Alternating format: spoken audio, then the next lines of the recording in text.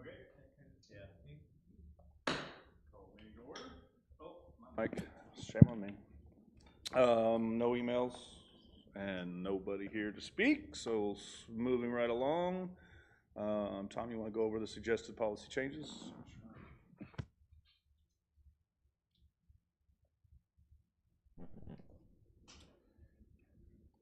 All right, well, the Rules and Regulations Committee is back getting some work done. And so what we've done is we've created two new policies.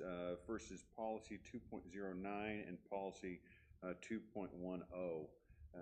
In both cases, what we're doing is we're codifying what we've been doing for years, just making it organized and established that way. It eliminates any issues down the road. So the first one, and I'll go over this somewhat briefly today, for viewers at home, please watch the last Rules and Regulation Committee meeting, which occurred last Thursday, where we go into more detail. So the first one is appointing an interim director. The current governing documents really don't give the board a lot of guidance. They say the board can replace a director or cannot.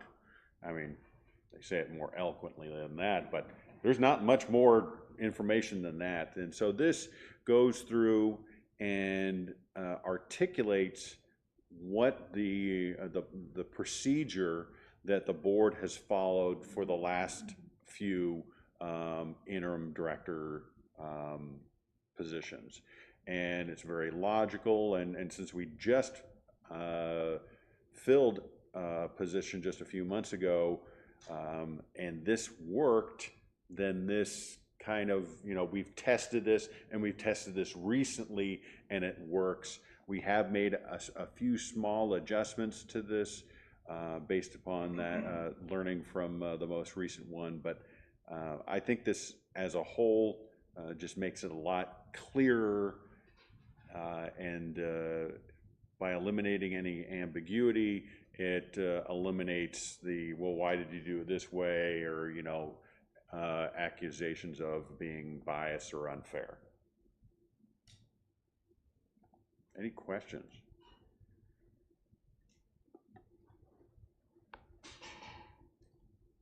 The next one is Policy 2.0, let's see, hold on, 2.10. How am I doing?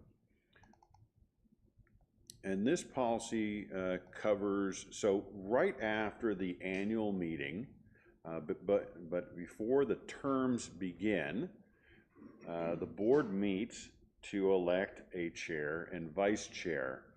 I've been here 8 years, and I think the first few years they did it a few different ways, and there was some comments by board members they liked this way, but didn't like this way, and so recently we appear to have settled on a particular methodology that is fair and straightforward, and so what we've done is codified it to eliminate any confusion in the future.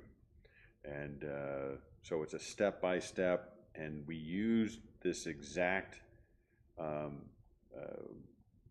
at the request of the board, I put together a step-by-step methodology for the last meeting.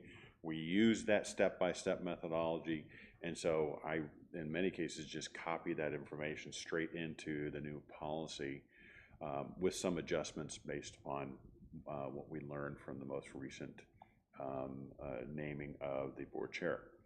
So these policies are available on POA's website if you want, if those at home want to review it in more detail, or if they want to watch last week's Rules and Reg where we go into more detail. We have one additional brand new policy that'll be heading our way next month. And that will be policy 2.11, and we're doing a pretty much a overhaul on the charitable giving committee's policy. We had some challenges this most recent time, and so we're just going to go through and just going to revamp the whole thing. It was written back in 2016. It's been modified here and there, but it was written back in 16, and it really needs an overhaul. So those will be coming our way next month. Additionally, we made changes to the declaration and the articles of incorporation. Now, when I say changes, we can't actually change those two documents, but we can change the narrative that we created. And the majority of those changes to those documents have to do with Blue Crane. And so you'll notice that we use the exact same wording as often as possible. So in 2024, Cooper Communities Inc. sold their developer rights to Blue Crane, a Bentonville, Arkansas-based company. We wanted to make sure we keep both names in there, because if a new resident comes along and maybe they've heard about Blue Crane but they haven't heard about Cooper, or they've heard about Cooper but they haven't heard about Blue Crane, so we're keeping both names in here. And it even goes back to explaining Cherokee Village. So we all the names are included so that if there's any confusion, they're all there. So there's only a few adjustments in the declaration, the description portion of the declaration, and there's only a few adjustments in the articles of incorporation, all along the same lines. I'm scrolling down trying to find, there it is again, and you notice the exact same line. I just used it over. Why recreate? It makes sense.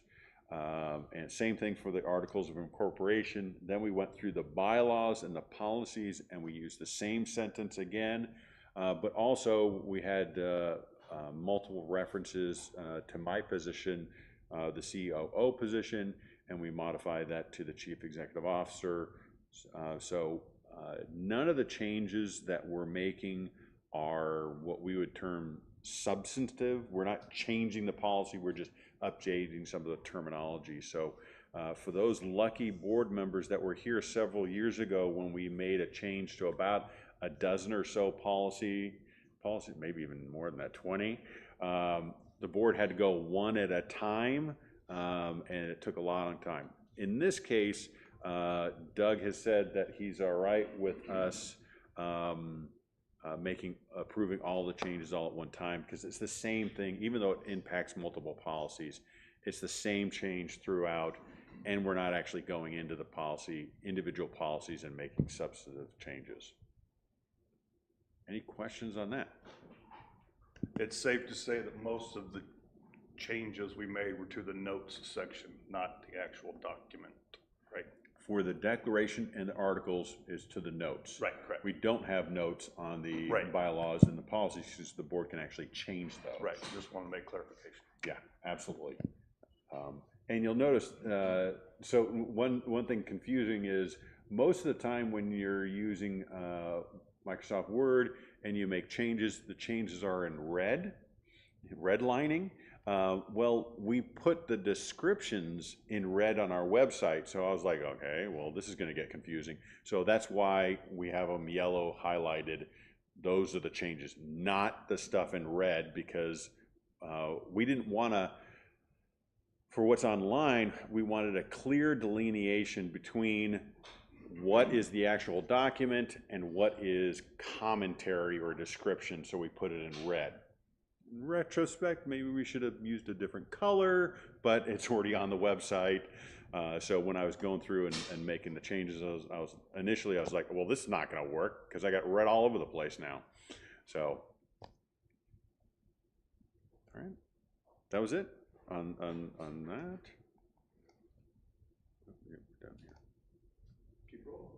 Okay, the next one is towards the very end of your board packet is the annual recommendations from the Charitable Giving Committee.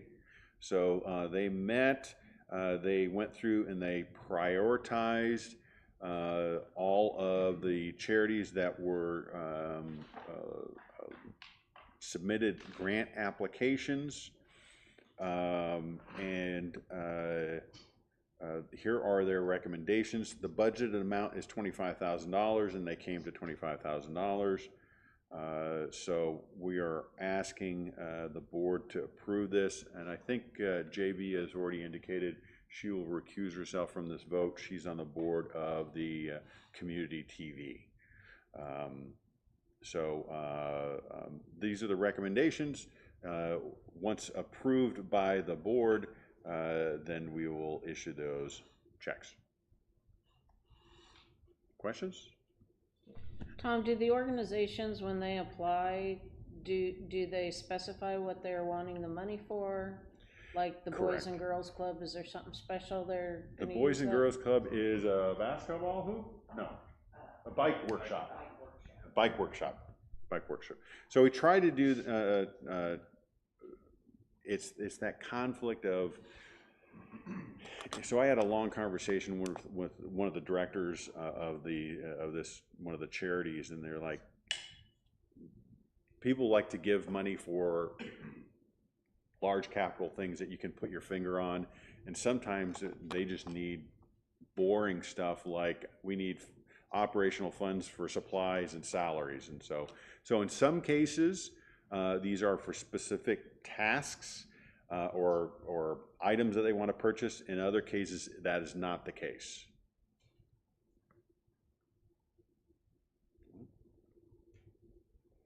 The next one is replacement vehicle. One of our water vehicles was involved in an accident. It was not our employee's fault. And allegedly, Doug had me add that word, person ran a stop sign. Our vehicle was hit and then hit again because it was driven into another vehicle, so it has damage on both sides. And fortunately, our employee is doing good, or at least appears it's going well. But the vehicle is toast or totaled, would be the more accurate term. It's done. Charlie is really wants to get the vehicle replaced as quickly as possible because it's going to negatively impact productivity. So we have some estimates in here. The insurance company, they're just going to take their normal amount of time. It's going to take a little while. So we're not going to make any purchases until we get the official word from the insurance company. But what we didn't want to do is wait the approximately month for the insurance company to get to us, and then tack another month on top of that, waiting for the next board meeting. And so we're just asking to get the approval ahead of time, but we're not going to pull the trigger until we get the final word. There's no way they're going to not total the vehicle, but you just never know, and we don't have no control over that. So what we're asking for is in total $39,900. That's the all-in cost, and that factors in the Kelley Blue Book on the vehicle is $13,790, and we've given you an estimate that we're going to get insurance payout of $10,000. So that's clearly we're just taking. I'd much rather come in under budget as opposed to purchasing the vehicle and then coming back to the board and saying, sorry, we didn't get as much as we thought we were going to get. So we would like to move forward with this one at next week's meeting to get a vote to move forward and get our guys going again. Glad the employee's okay. That's the important Yes, part. that's the first question we always ask. How's the employee? I really want to mention, and I think I've said this before, but really proud of our team. It's easy to say this stuff, but it's not always easy to execute. We had employees on site very quickly. They were assisting the police with directing traffic. We got a hold of the employee's wife very quickly.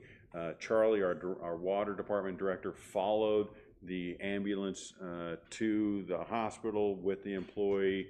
Our safety director was there taking photos of everything. We did everything right.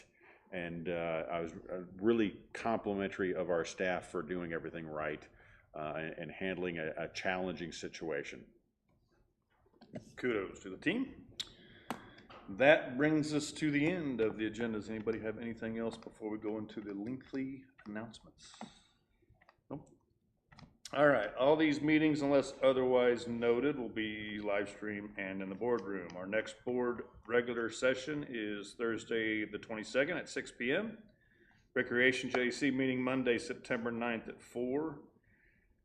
Lakes JAC Wednesday, the 11th at 2. Golf JAC Wednesday, the 11th at 4. The Rules and Reg Committee Thursday, September 12th, 1:30. Board of Directors GM meeting September 12th, 2:30. And here's the one that is not in the boardroom. The first community tour at Tanier Creek, which is an exciting thing. September 17th at 4 p.m.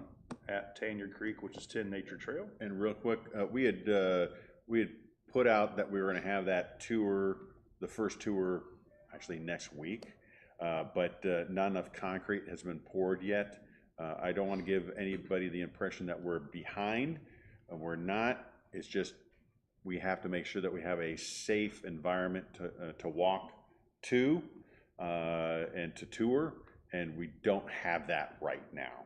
So we delayed it a month. We'll have the patio area paved by then. It'll be a safer environment to get in and around, and so that's why we delayed it. So you did see this on the agenda last month as an upcoming event, so that's not a figment of your imagination, but we had to delay it just a month.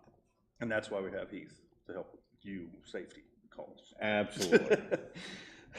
The last two Board of Directors work session is September 19th at 9, and the regular session in September is the 26th at 6 p.m. One more time, does anybody have anything else? Maybe make a mention about the Kingswood Pro Shop. Yes, good call, good call. So the Kingswood Pro Shop opened up yesterday, and Leslie has done an outstanding job stocking it. I heard that David has already purchased 5 shirts, or should purchase 5 shirts. They've done a great job. Paul and the team have done a great job, but don't compliment Paul. It'll go straight to his head. We're getting very close on the restaurant. We're probably a couple weeks away. So very pleased with how it's looking. It really looks, they did a great job. And the mural on the wall is really cool, in my opinion. So if you haven't stopped by, please do so, and make sure you compliment the staff. They had a very limited amount of time to move all the electronics, the registers, the computers, and everything else. We gave them an afternoon, and they got it done. So Good deal. Good call, Jackie. With that, we stand adjourned.